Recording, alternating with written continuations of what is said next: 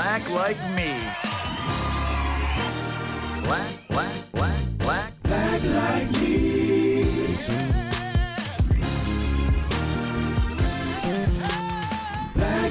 me.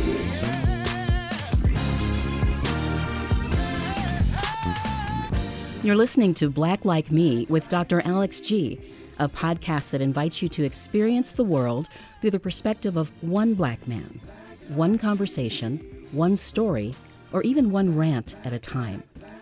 Here's Dr. G.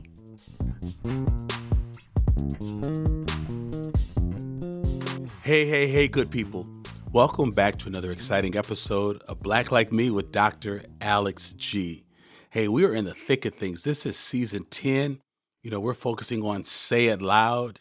We're talking about examples and opportunities of Black excellence and Black culture and Black celebrations and Black community leadership and just an array of things that will just give people just great insight to the wonderful things that's happening inside our community.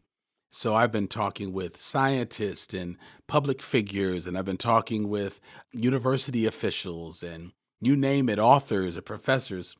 And these interviews have just been so exciting and really wonderful. And I know that you're enjoying it as a listener. And today is no different. I'm interviewing someone who is no stranger to the Black Like Me podcast studios. I'm interviewing Mr. Ben Wikler. Let me tell you a little bit about Ben. Ben Wikler was elected chair of the Democratic Party of Wisconsin in June of 2019.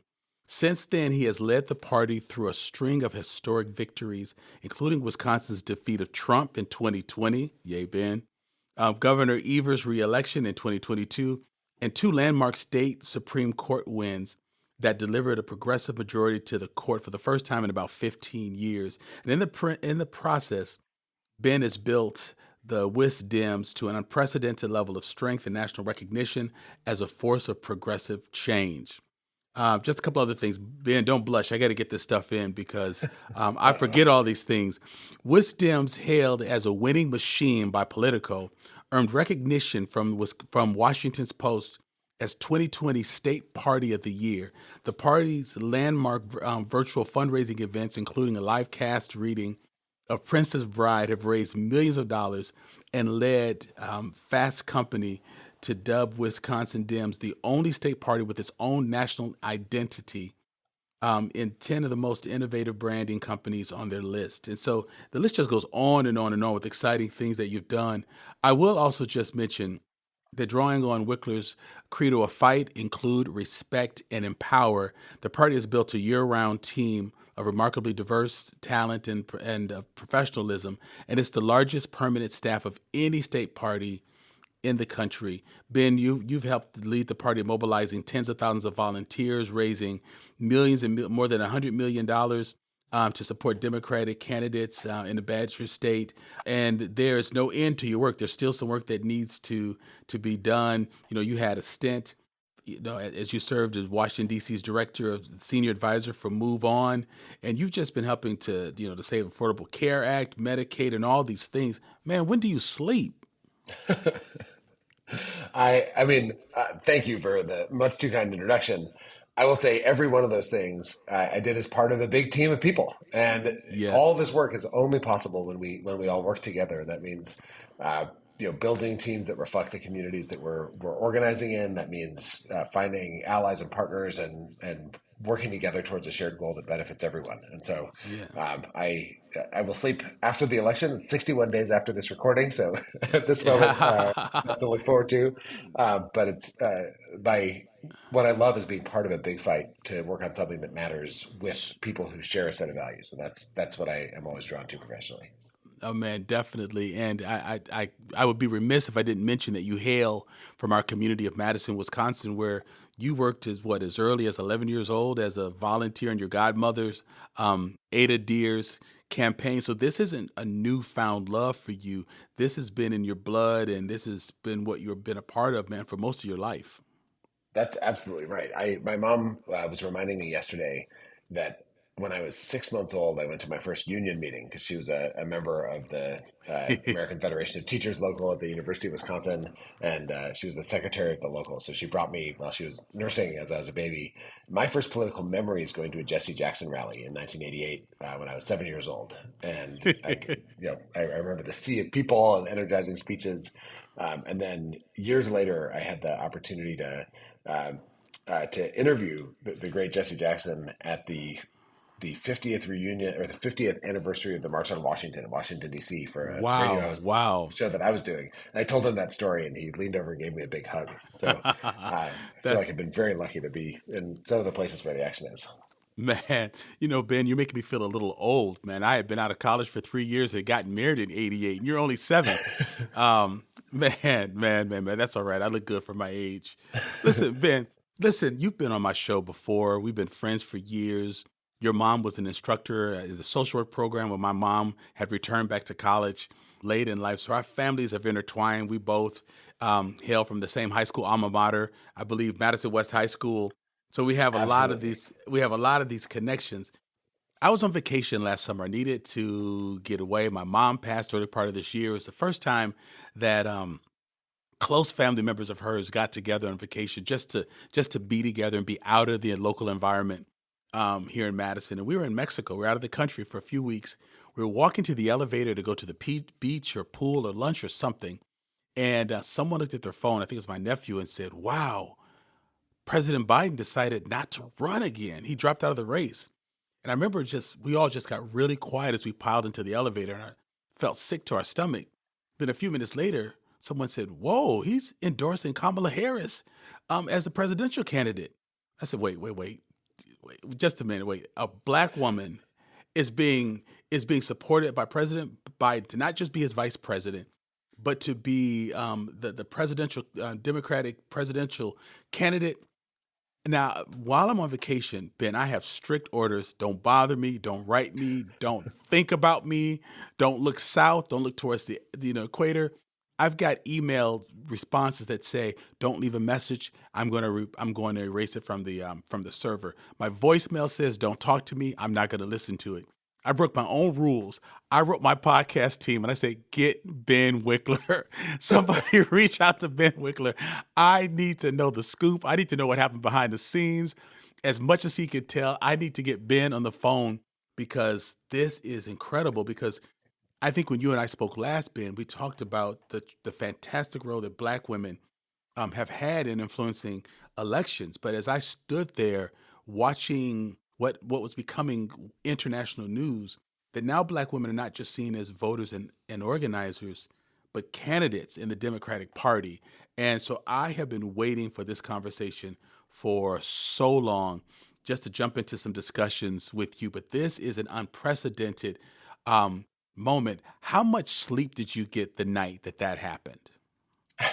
I I feel like my mind is still spinning. And at that moment, I was on my back porch. I live in a house that I Hmm. grew up in here in Madison. And I was on the phone with someone talking about the presidential election. And then when the first tweet came through, I was like, hold on. Oh my God. And I had that same feeling that you did. It was, I couldn't believe that it was happening. And I felt like we were kind of tipping off into this unknown. And I Hmm. believe Hmm. President Biden has been an enormously effective president. And there was a real sense of like, what happens now? Right, And, right. a lot of different emotions. And then the second Mm. message came through. And then shortly after that, Vice President Harris posted a tweet and said, I am running. I'm in this to win. I'm going to seek to earn your nomination. And you know, I was the chair of the Wisconsin delegation to the Democratic National Convention.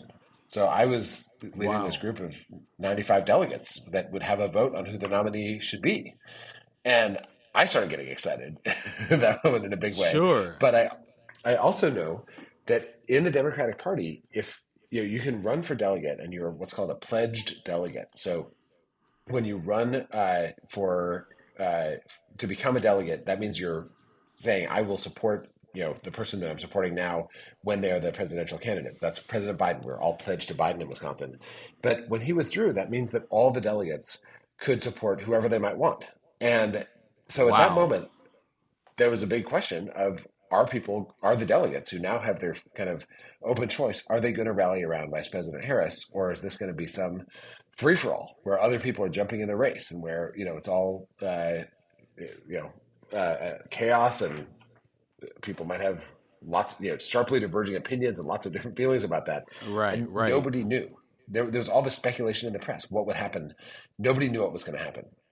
So I called a Zoom call of all the Wisconsin delegates to just take everyone's temperature, try to get a sense. What do people think? And I was thrilled and stunned because person after person jumped on the Zoom and said, "I'm for Harris.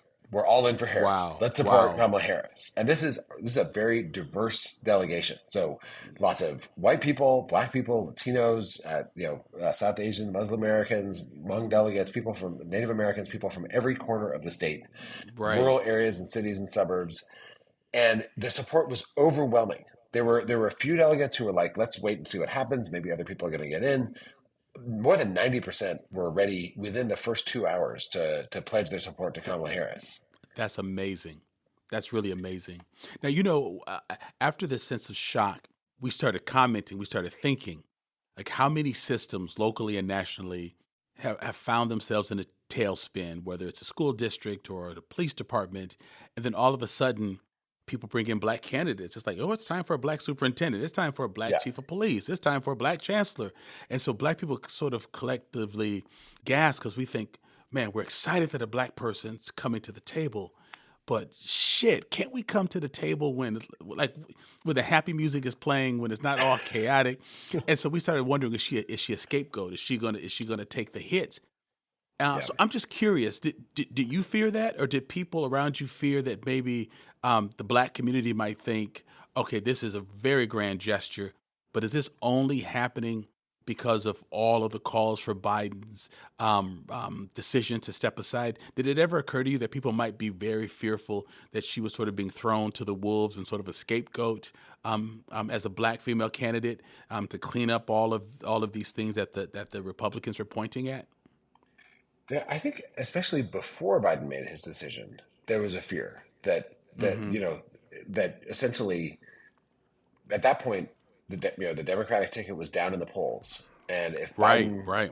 stepped aside as the nominee and then Vice President Harris became the nominee, is she being set up to fail in a situation where Democrats don't have a path to win? And I think, and there was also a concern that there were some people advocating for it not to be Vice President Harris, to have some kind of like a blitz primary. There were op-eds about this, the idea of like have candidates go on the road and have debates everywhere. And I mean, speaking as a state party chair, the most important essential element to be able to win the general election is a unified Democratic Party. If Democrats are not unified, if they're just arguing among themselves, they cannot then go recruit people who don't vote normally or who might vote either way. You have to be united in your base to then be able to reach out and get other folks. And so I had a lot of fear about the kind of scenario we might be in on multiple fronts.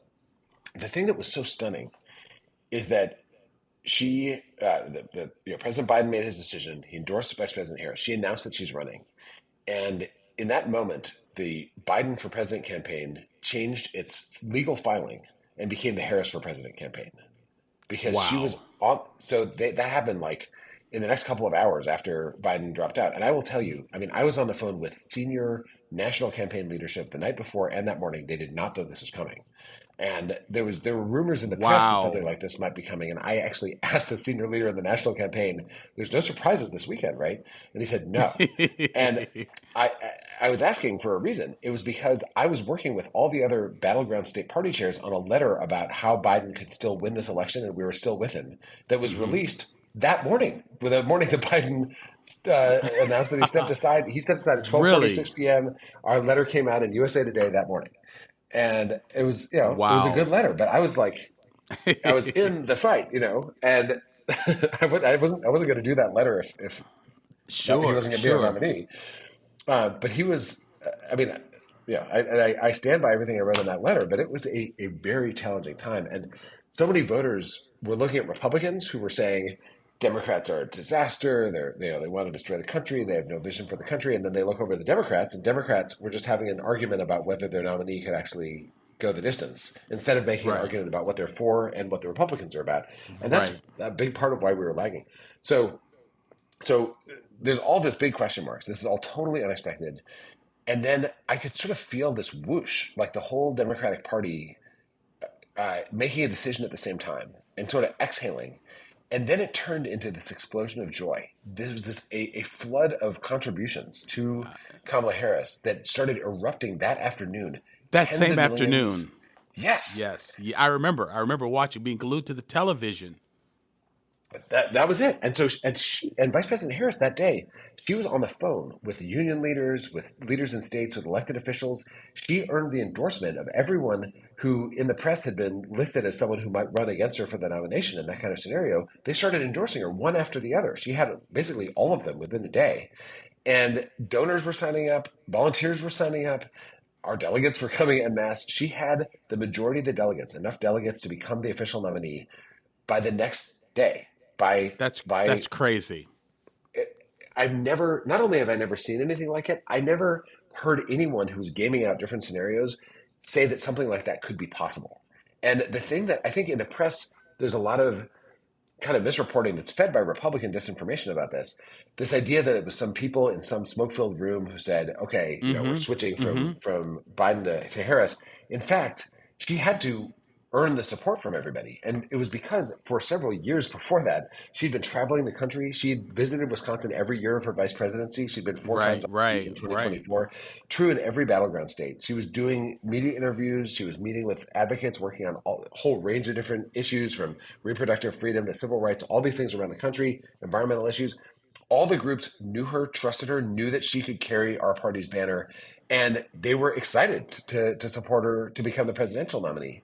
And so even though the process was officially, like it was open, someone else could have challenged her, but she already had earned that support from everybody. It was just an untapped resource. And so now we are united. It was a real proud moment, and then of course, I'm in, in Mexico, and then I see a picture, I think maybe the next day, where she's getting off a plane and Governor Evers is meeting her. You're probably someplace nearby. I said, I'm sitting here in Mexico watching, Dane County airport, and my mind was just trying to grasp that this is really happening. You answered one of the questions that I wanted to ask. So this wasn't a sealed deal that had taken place or had been decided a week ahead of time. There's no way the party would have allowed you to put your letter in the USA Today that morning, knowing that they were going to be switching horses in midstream. And do you think President Biden was pressured to pick her, or do you think that he just thought this is a no-brainer? This is who I'm going to put my support behind. I think it was a no-brainer for him. There were donors pressuring him not to pick her. There were public reports about this. There were various donors who were like advocating for other scenarios. Some of them, I don't know of any who I knew of any affiliation they had with other people who might have wanted to run for president, but there were definitely, donors who were saying it should be this person or that person. And for President Biden, he has said, repeatedly in public and private, that his best and most important decision was asking her to be his vice president. And then the thing he's proudest of is endorsing her to succeed him as president.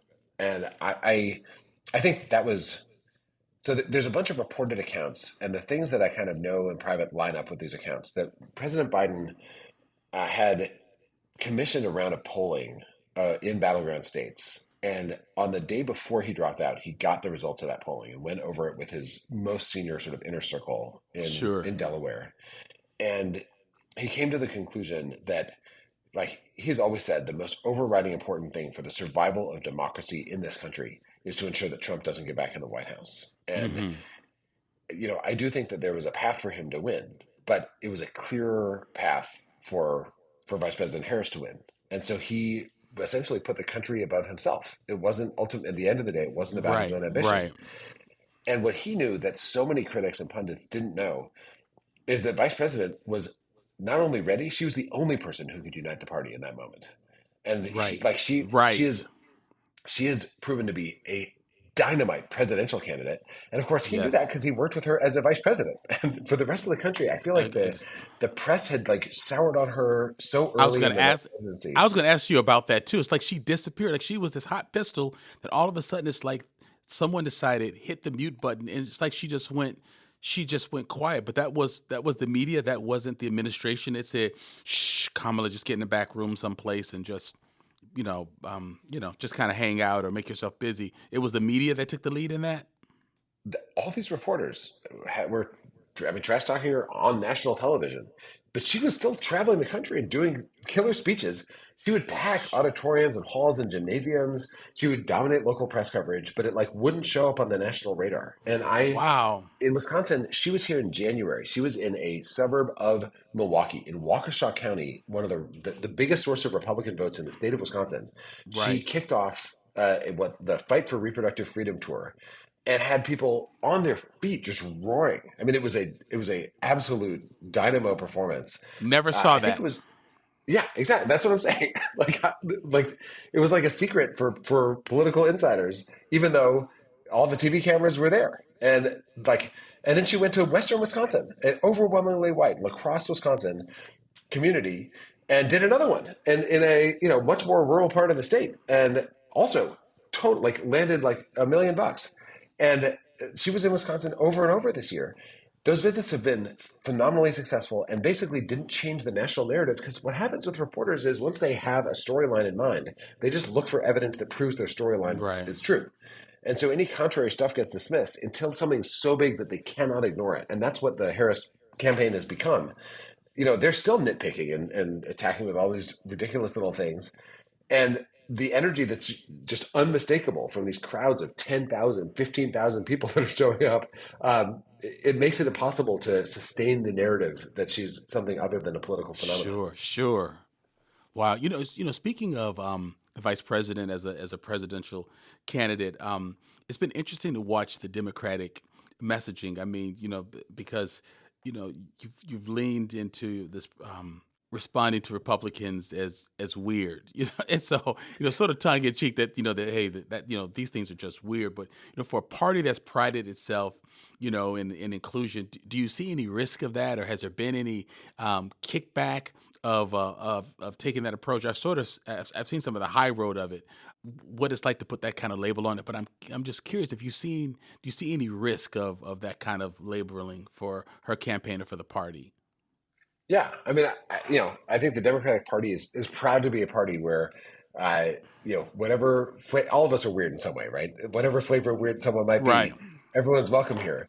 The thing that Harris and Walz are labeling as weird is the Republican leading candidates, especially Trump and Vance, fixation in interfering with other people's personal lives. Mm-hmm. That's Mm-hmm. the weird thing. It's weird creepy. It's not weird different. Weird different is fine. Weird Right. creepy is when someone is following you around, trying to get in your business, trying to tell your doctor what procedure they can and can't perform.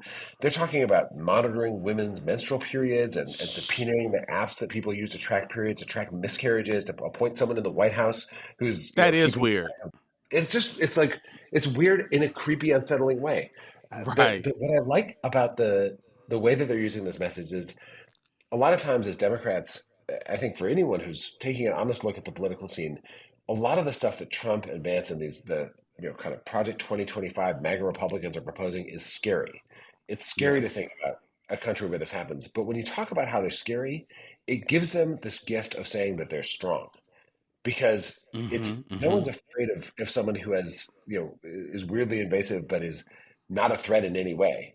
But when we talk about how that American democracy could end, that freedom could be ripped apart, they could repeal the 20th century, and it's so frightening and cataclysmic. It reinforces the idea that these are really strong, powerful people who are going to be able to do whatever they want. And there are some people. Bill Clinton had a famous quote that voters would rather choose someone who's strong and wrong over someone who's weak and right. And I don't think we should be giving them the gift of saying that they have this enormous power. What they want is scary and it is dangerous, but we also, not just Democrats, but all the people who believe in freedom, who believe in equality, who believe in opportunity, we are stronger than the people who believe in division and hate and control and domination. it's like in a schoolyard. The bully is actually weaker than the mass of other students that they're beating up. And the only way the bully Right, wins is right. to pick people off one at a time and bully them. But when we come together, we're stronger.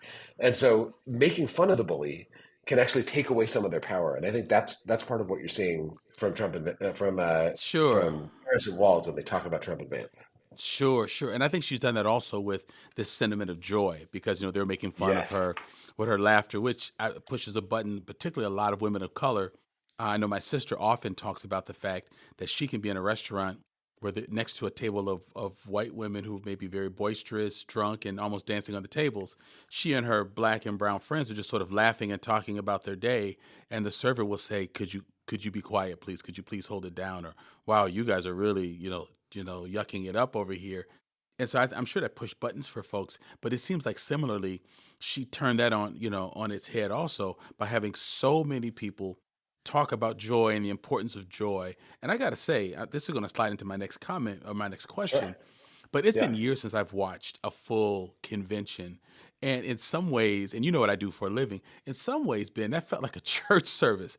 I mean, the celebration, the excitement, the testimonials, it was positive. It wasn't, I mean, they took their digs, but it wasn't dirty. It wasn't nasty, but just the sense of excitement was just wild. And I haven't felt that from a campaign probably since when Jesse Jackson, was running for president. I think Jennifer Holliday saying that, at that convention, maybe it was the one before that, but I just remember it being this big hubbub and it was really exciting and watching it as a relatively new voter. But it was nothing like what I experienced at this convention. It was wild. What was it like for you to be there? Is that just something we perceived on the television, or was it even more electrifying It was inside as you sat there? You saw the reality, and it was even more electrifying to be there. It was this collective. We wanted to sing. It was this celebration and a coming together. My favorite part in this sense was the roll call of the states. The roll call of the Mm-hmm. states in most conventions is this boring administrative procedure where they say a name of a state and someone says, North Dakota casts its 27 delegate votes for Mitt Romney, Right. whatever it is. This time, I got the call from the campaign saying, okay, you got to choose a song, who are you going to have speak, and they went state by state, and they had a DJ on stage, and they had lights, Yeah. and it was the whole thing was a dance party, and the like in California, Georgia was the unforgettable one where they had Lil Jon like come out Oh and yeah. play Yes. "Turn Out for What," and Right. and the Right. whole place was jumping up and down. I mean, it was just exuberance. And the thing is, there is the thing of attacking, especially women of color, for their laugh. And Right. the reality is, everyone likes to feel good. And so inviting everyone to come sit at that table and create this world where everyone was laughing and having Sure. this joyous experience, it flipped it on its head. And it made the people who are like trying to attack the joy, it revealed the smallness of that point of view. Because how much better is it to be laughing and to be dancing than it is to be JD Vance? He did a press conference where he was asked, "Does anything make you smile?" And he said, "Well, some things make me smile, but right now I'm angry." And it's like, is that really is that who we want to be as a country? Do we just want to be carrying Right. around resentment and rage all the time, or can we actually find expression for the things that bring us joy?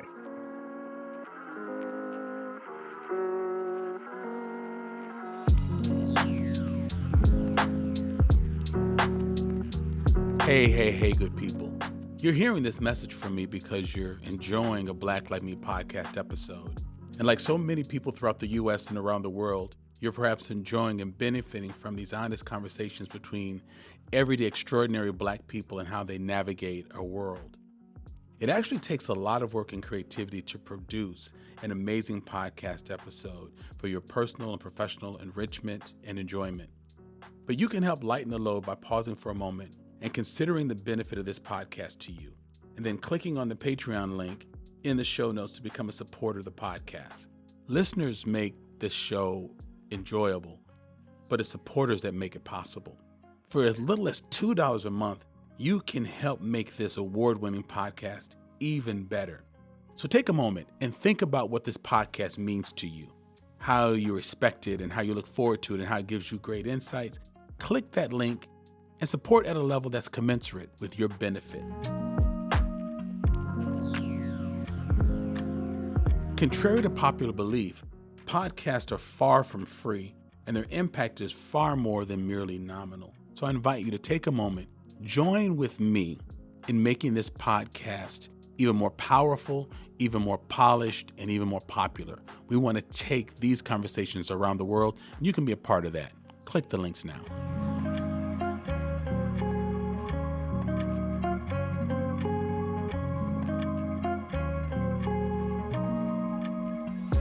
And even some of the decisions about the platform, like having D.L. Hughley, a well-known comedian, talk about how he felt about the vice president at first, and then she put her hand on his shoulder and said, I'd like to invite you over. I'd like to have a discussion with you. And he came out and said, I apologize. I'm wrong. I just thought, okay, he resonates with a younger audience, a broader audience.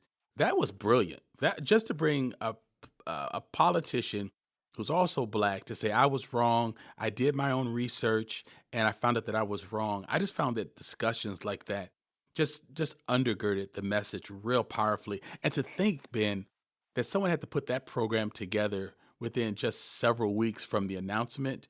I don't know how that was all planned, but that was brilliant. If it were like the movie industry, that's like Oscar worthy, Tony worthy. If it's like a musical production, but whoever thought to pull that off and pull those folks together, to get Tim Walz's old players to come out in their old jerseys, some of that stuff was just really just simple but brilliant.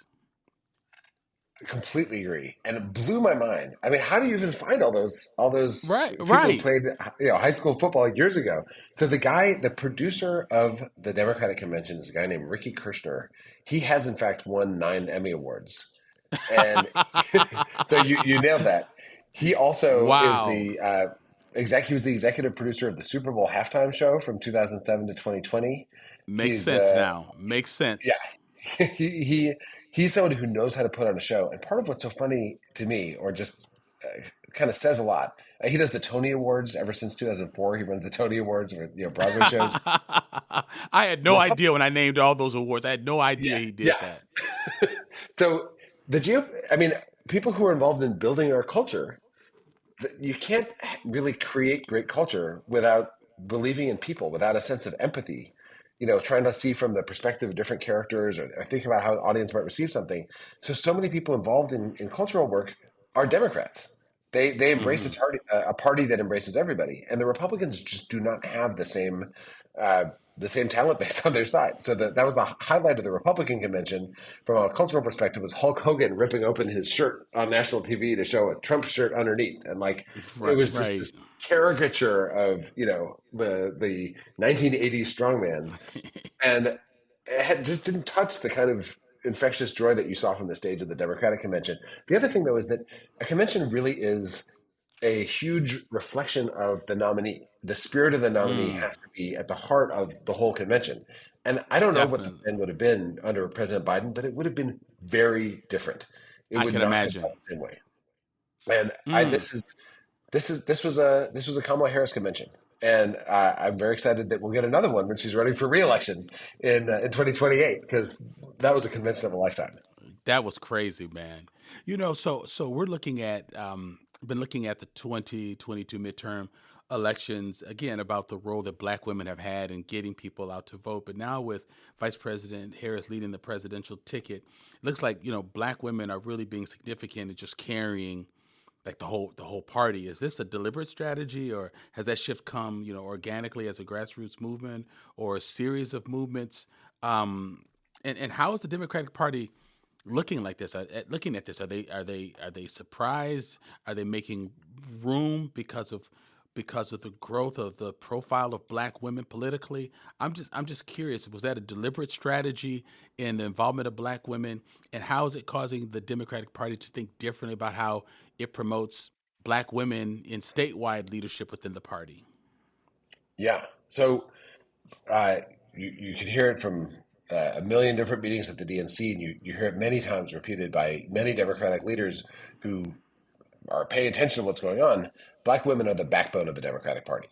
And that is it's not just that Black women vote are have extremely high voter turnout and overwhelmingly support Democrats. It's also that they do work in front of and behind the scenes in the Democratic Party. So you have leaders like Donna Brazile, who has been twice the acting chair of the Democratic National Committee and who Mm-hmm. played a central role in the convention, and Mignon Moore, the co-chair of the whole convention itself, and Leah Daughtry, who runs the one of the key committees of the Democratic Party.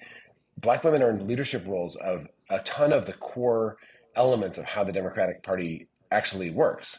And what's been striking is how few Black women have been have for a bunch of reasons, with structural barriers, with really kind of poisonous prejudices and assumptions that political operatives often make. Very few Black women have served in roles like well, we've never had a Black woman president. We've never had a Black woman governor in any state in the United States of America.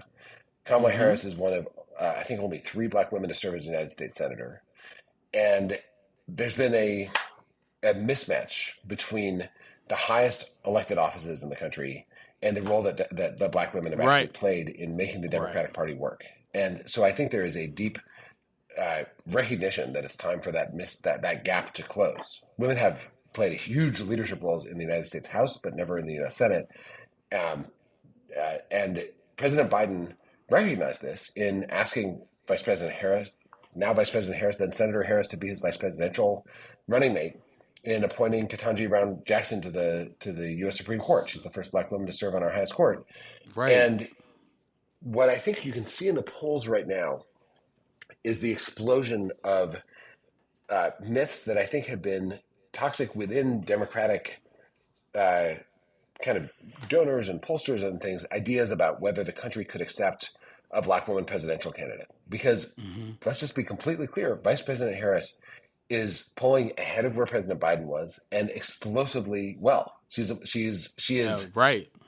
from every measure we can see. She's raising more money. She's inspiring more people to sign up to volunteer. She is doing vastly better with young voters across race, across the country. And she's actually holding with a lot of the older voters, and including a largely white older electorate in states like Wisconsin. So she doesn't have a big lead. It's basically a toss-up, but she has the edge right now in most polls in most of the battleground states. She's ahead of Donald Trump. And Wow. recently, a month ago, Donald Trump was up 5 points in states like Wisconsin.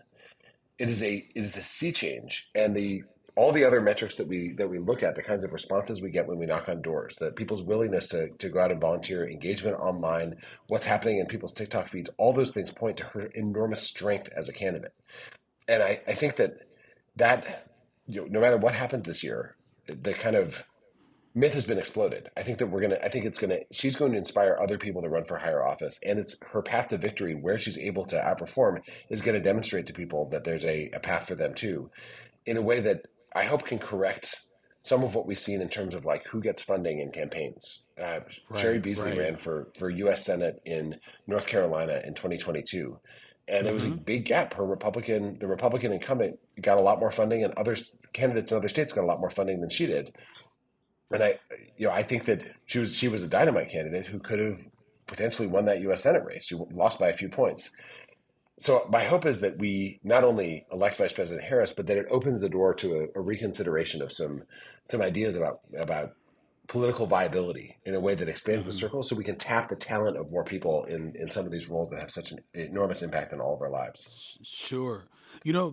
Ben, as I think about the role that Wisconsin plays as a major swing state in these presidential elections, I just have to assume that your voice is really prominent among your peers around the country, and so I'm really hoping that you're able to double down and really push the fact that the attitude towards Black women has really got to change. I mean, what Kamala Harris is showing is what the Black community and others have known for centuries. Black women have been the backbone of this country, nursing their own babies, nursing their captors' babies, all the things they've done behind the scenes, carrying the Black community in a lot of ways. I can easily see moving on in the future where, again, we may have a white male Democratic nominee, and the thought of the role of Black women and Black communities might not seem as important, and she and we just getting pushed aside. So I'm hoping that while we're in this moment, in this space, while people are looking to Wisconsin, while they're looking to you, I hope that you find space to really say that because one, I think the party needs it, and the party's engaged in a way that we haven't been before. I have agreed to volunteer. I'm going to be a co-host of a fundraiser.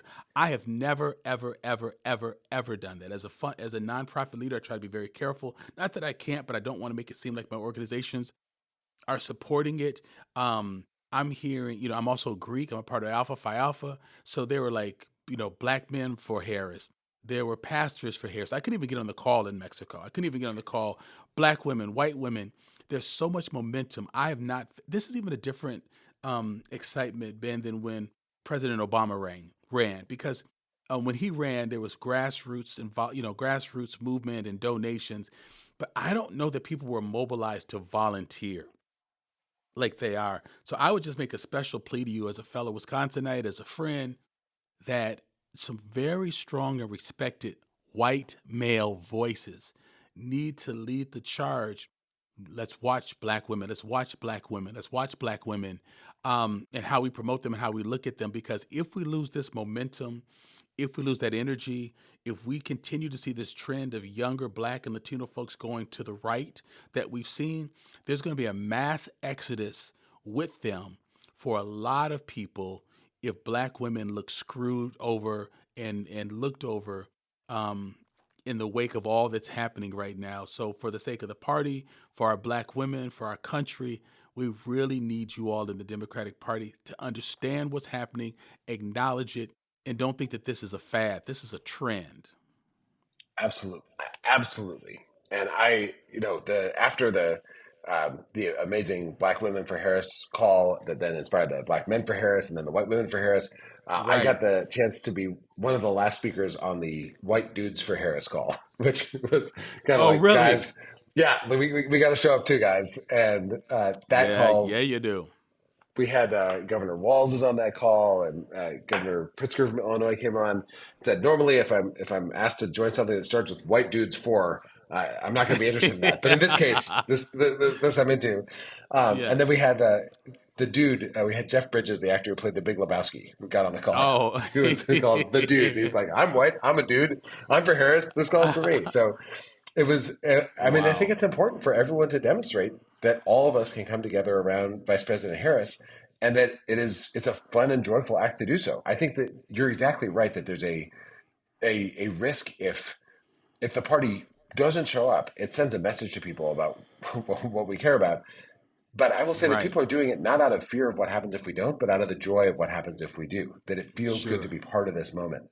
I had the honor of being the first speaker at Vice President Harris's first visit to a battleground state when she became the nominee. It was Mm. that day that you were describing, the Tuesday. So she entered the race on a Sunday, and then on Tuesday she made her first trip to a campaign stop. It was in West Allis, Wisconsin, Mm-hmm. Mm-hmm. and it was the biggest Democratic political event in Wisconsin since 2012.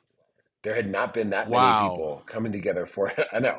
So it was in a high school gymnasium. We had to find a bigger venue because there were so many people showing up. And I went out on the stage, and there was just this roaring energy. And I remember feeling it kind of coursing through me. And I got to share in my speech, I got to remind the audience there that Wisconsin is the first state in the country that elected statewide a black woman to executive office, Val Phillips. Mm-hmm. That's right. That's right. And Wisconsin is the biggest share of white voters of any of the battleground states. And in Wisconsin, Val Phillips was elected in 1978.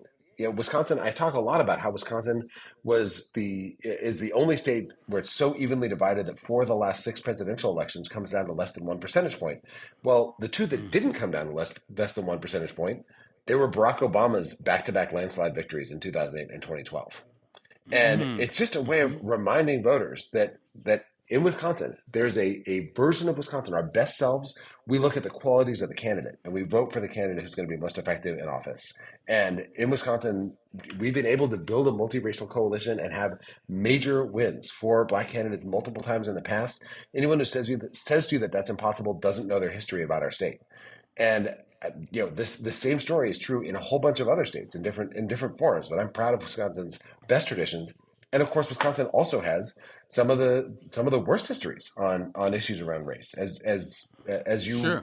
well know and have helped teach our state about the history of sundown towns, the massive racial disparities, the ways that Republicans use racial division and racism and fear to win elections and defeat people by turning people against each other over and over, and then use their power Hmm. to disenfranchise black voters and disinvest from black communities. So both things are in our state's history, and it's this question for all of us as a Wisconsin: which version of ourselves is going to show up? Which are we going to Right. listen? Right. Which of our shoulders are we going to listen to? And I think we have to kind of call forth our best self to show up in this election and all the elections to come. No, that's some great stuff, Ben. Hey, just as we're winding down, I referenced a little bit earlier that we're seeing this trend of Black and Latino folks drifting to the right in recent years. I'm just curious, just briefly, what you think about that, and what's the party doing to address this? Well, the most important thing that the party can do, has to do, and is doing is to show up and actually listen to people, and not just talk, not just try to cajole or Hmm. convince people. We have in the Democratic Party of Wisconsin a year-round coalitions team with staff focused on building relationships and in with leaders and members and across generation in the Black community, as well as in the Latino community, the APAC community, the Native American community. We've had a series of barbershop talks in Milwaukee. This weekend we have Wendell Pierce, who's the great actor from The Wire. Oh, I love He him. got in touch. He's so great. So he got in touch with us and said, "I want to help in Milwaukee." So he's actually doing a series of events in Milwaukee this weekend.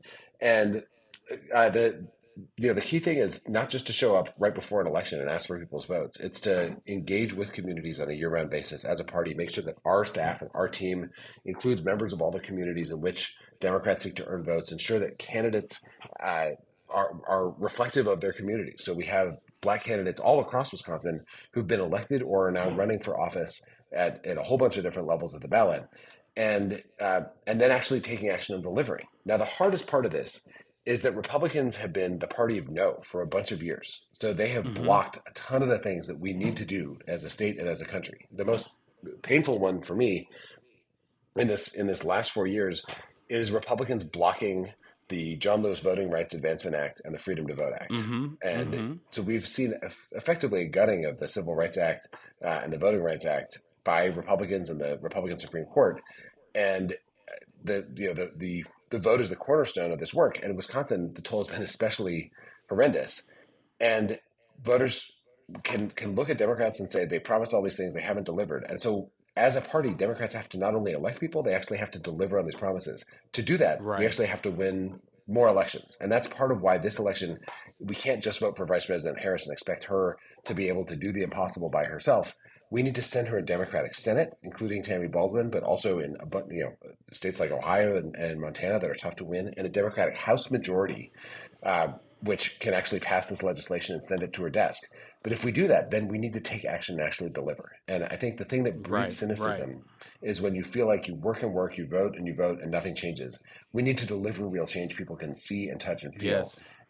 That's when you actually win a partnership and support that lasts for a generation. That's the next step. I I agree, Ben, and I love the support of the party of women who are running for office, Black women running for office, Black people running for office, but also Black people as volunteers and employees of the various state Democratic parties. Let's do all we can to get more Black presence inside those offices in those spaces because that will reverberate to our community as well. And and Absolutely. and when you meet people like Wendell Pierce, who are asking, Ben, what can I do? Just keep in your back pocket. One thing you can say is, I got a friend with a podcast in Madison. It's called Black Like Me. You should come on there and talk about your views because every state of the union has downloaded his podcast and it's being listened to in 130 countries. So, Ben, I want you to keep that in your back pocket. Not everyone, but when you meet special people who might be impressed with that, just let them know you got my cell number and we can make that happen. That sounds great. I Yes, appreciate that invitation and opportunity. Thank you. yes, yes, yes. So Ben, listen, I know you got so much to do. I want you to know that I appreciate your being on the show. I want you to know that I appreciate the work that you're doing. Can we deliver Wisconsin in November? Not only can we, we're gonna deliver Wisconsin with your help. Not wearing your nonprofit hat, wearing your hat as a private citizen. It's gonna take all of us. It could be very close, but we are going to win this election because we're gonna do everything in our power every second until the polls close. Okay. And if we do that, we're gonna win. I believe it. I believe it. Hey, my very special guest today has been Ben Wikler, who is the chairperson of the Wisconsin Democratic Party. So glad to have him here. Thanks for your time, Ben. Hey, good folks, I need you to do something. I want you to join the private Facebook group because I want you to join the conversation that continues after each podcast episode. It's a way of building community, allowing people to talk further with each other, and it helps position us to really take this information, this inspiration, this insight, and to really do something with it. And listen, you probably listen to this alone, but wouldn't you love to process these episodes with like-minded people who are also excited about the content? Go to the Facebook group. You can use the link that's in the show notes. Go there, join up, do it now.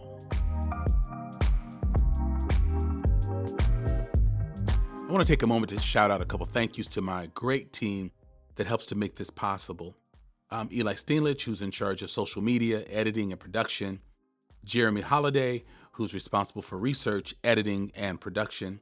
Donald Thornton, who's responsible for guest invites and production.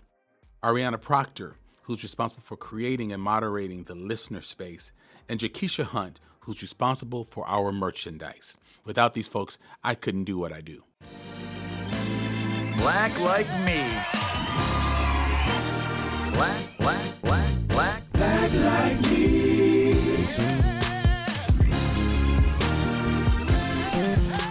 I want to thank you for taking time to listen to this episode of Black Like Me podcast with Dr. Alex G.